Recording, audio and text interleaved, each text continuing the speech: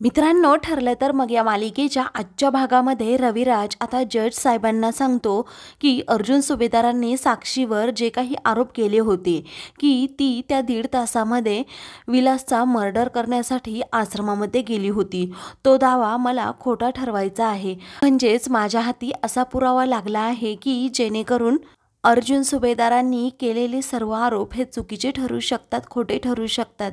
कारण शिवानी जाधव या मुलीला मी आता पुढे बोलवणार आहे, मग तीच तिच्या तोंडून सर्व काही सत्य सांगेल.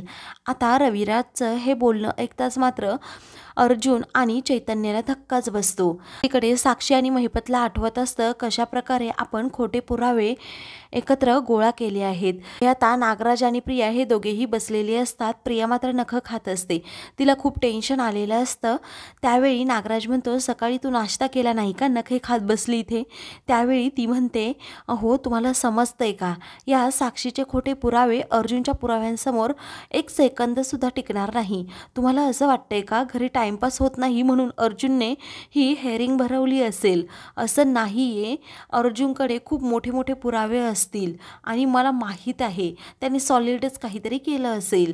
त्यावेळी नागराज प्रियाकडे पाहतच राहतो. रविराज जज साहेबांची परमिशन काढून शिवानीला बोलवण्याची परवानगी मागतो.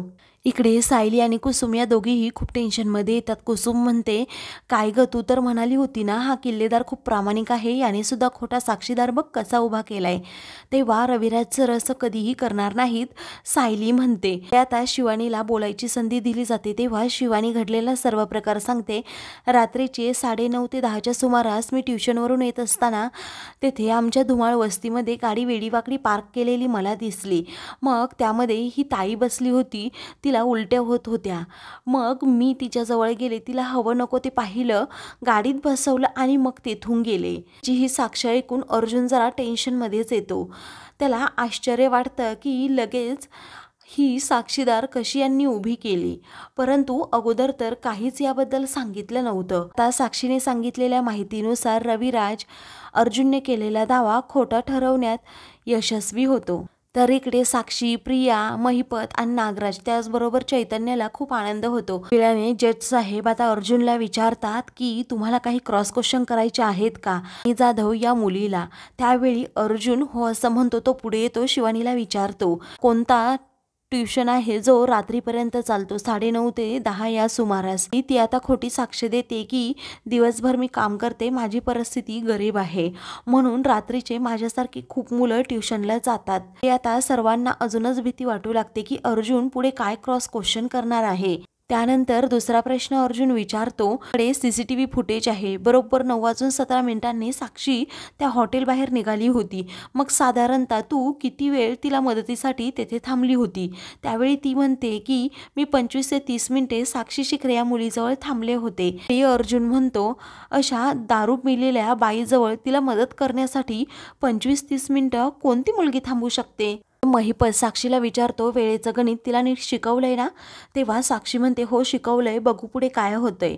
हे शिवानी अर्जुनला उत्तर देते की त्या ताईची परिस्थिती खूप हलाखीची होती, म्हणजे तिला व्यवस्थित चालता येत नव्हतं. म्हटलं मग तिच्याजवळ थांबावं आणि एवढी माणुसकी तर आपल्यामध्ये असतेच. तर आता साक्षीने सांगितल्याप्रमाणे शिवानी सुद्धा साक्ष देते.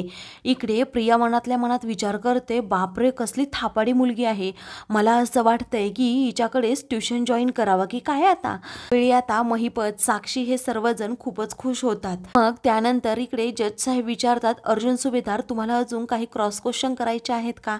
अर्जुन म्हणतो की नाही. तर जज साहेब पुन्हा विचारतात, तुम्ही कोणत्या कारणासाठी नक्की आजची हेअरिंग पटकन एवढ्या लवकर बोलवून घेतली होती? ते कारण होतं का असं जज साहेब विचारू लागतात. त्यावेळी अर्जुन म्हणतो, नाही, आजची हेअरिंग बोलवण्याचं कारण पूर्णपणे वेगळं आहे. हे ऐकता जाता महिपत, साक्षी आणि प्रिया हे सर्वजण खूप घाबरतात. पुढे आता अर्जुन म्हणतो की साक्षी शिखरे नक्की 1.5 तास कुठे होती याबद्दल मला काही बोलायचंच नव्हतं. आजचं हेअरिंग बोलवण्याचं कारण खूप वेगळं आहे. इकडे प्रिया खूपच घाबरते आणि म्हणते, मी तुम्हाला म्हणाले होते ना की याच्या डोक्यात नक्कीच काहीतरी वाईट आहे. हा कधीच अशा कोणत्याही कारणाशिवाय अशी हेअरिंग पटकन बोलवणार नाही. इकडे आता अर्जुन जज साहेबांकडे महिपत शिखरेला इकडे विटनेस बॉक्समध्ये बोलवण्याची परमिशन मागतो. तेव्हा महिपतचं नाव घेताच आता सर्वांना खूप मोठा धक्का बसतो. साक्षी आणि महिपत देखील खूपच घाबरतात. चैतन्य देखील अर्जुनकडे पाहत असतो. मग आता जज साहेब परमिशन देतात. महिपत हा विटनेस बॉक्समध्ये येतो. अर्जुन आता महिपतला विचारतो, तुम्ही फेमस बिल्डर आहात? महिपत उत्तर देतो की फेमस वगैरे नाही, पण मी लोकांना छप्पर देतो. बाकी काय? अर्जुन म्हणतो, त्यासाठी तुम्ही करोडो रुपये घेता हे पण मला माहीत आहे. अर्जुन पुढे कन्स्ट्रक्शन विषयी त्याला प्रश्न विचारू लागतो. ते पाहून रविराज म्हणतो की त्या आश्रमातील खुनाचा आणि कन्स्ट्रक्शन व्यवसायाचा काही संबंध नाहीये. त्यामुळे अर्जुन सुभेदार हे मला असं वाटतंय कोर्टाचा वेळ वाया घालवतायत. अर्जुन आता जज साहेबांना म्हणतो, मिलॉर्ड, मी अजिबात वेळ वाया घालवत नाहीये, कारण त्या खुनाचा या व्यवसायाशी नक्कीच संबंध आहे. मला माझं मुद्दा व्यवस्थित स्पष्ट करण्यासाठी वेळ द्यावा. तेव्हा जज साहेब लगेच परमिशन देखील देतात. अर्जुन पुढे महिपतला प्रश्न विचारतो, जर तुम्हाला एखादी जागा आवडली असेल बिल्डिंग बांधण्यासाठी आणि त्या जागेसाठी जर तुम्हाला कोणी विरोध केला तर तुम्ही त्याला कशा प्रकारे हँडल करता? त्यावेळी आता जरा महिपत घाबरतोच. मग नंतर तो उत्तर देतो की जास्त पैसे देऊन आम्ही करतो आपलं मॅनेज. अर्जुन म्हणतो, एवढ्या सहजासहजी तुम्ही जास्त पैसे देऊन मॅनेज करता का? इकडे आता महिपत अजूनच घाबरतो. पुढे आता सायली आणि कुसुम या दोघीही एकमेकींबरोबर महिपतविषयी बोलत असतात. महिपत किती घाबरला आहे. प्रिया आणि साक्षीच्या चेहऱ्यावर देखील 12 वाजले आहेत. लोकांना धमक्या देऊन जागा खाली करण्यासाठी सांगतो. आता अर्जुन सर कशी कोंडीत पकडतील बघ कुसुमताई याला.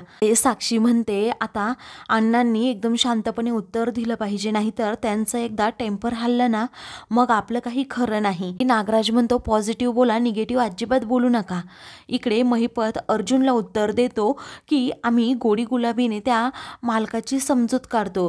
कसं आहे ना, मग फायदा यांचाही असतो आणि आमचा सुद्धा. परंतु जरा महिपत घाबरलेलाच असतो. त्यामुळे इकडे सायली म्हणते, खोट्यापणाच्या चक्रामध्ये अडकल्यावर असंच होतं. आता महिपत अर्जुनला पटेल असं अजिबात उत्तर देत नाही. त्यावेळी अर्जुन जरा भडकतोच आणि म्हणतो, तरीही तुम्ही त्या मालकांना कसं मनवतात ते सांगा. तर आता महिपतच्या डोळ्यात राग असतो, तो स्पष्टपणे दिसत असतो, कारण त्याचे डोळे लाल झालेले असतात. पण चेहऱ्यावर तो हसू आणतो आणि म्हणतो की हो, मी असा हात जोडून त्या मालकांसमोर विनवणी करतो की तुमच्या 7 पिढ्या ह्या अगदी आनंदाने जगल्या पाहिजेत आणि आनंदाने त्यांना राहता यावं, म्हणून आमच्या टॉवरमध्ये त्यांना भला मोठा एक फ्लॅट देतो. त्यावेळी अर्जुन आता रागातच म्हणतो, तुम्ही एवढ्या सहजासहजी त्यांच्यासमोर हात जोडता? द फेमस बिल्डर महिपत शिखरे तुम्ही हात जोडताय? इकडे आता कुसुम म्हणते, एवढा खोटं बोलतोय ना हा माणूस की माझे हात शिवशिवतायत याला मारण्यासाठी. त्यावेळी सायली आता तिला गप्प करते. मग पुढे आता अर्जुन म्हणतो, मग हा तर चमत्कारच झाला. आणि तुमच्यासारखे द फेमस बिल्डर असे लोकांसमोर हात जोडतात, याला चमत्कारच म्हणावा की. पुढे आता महिपत म्हणतो, मी माझ्या लेकीला सुद्धा नेहमी समजावून सांगतो की हा चारित्र्य आणि व्यवहार नेहमी स्वच्छ असावा. अर्जुनला आता त्याच्या बोलण्याचा जरा रागच आलेला असतो. इकडे साक्षी ही मनातल्या मनात विचार करते, अण्णा किती शांतपणे सर्व काही हँडल करतायत. खरंच अण्णा माझे खूप हुशार आहे.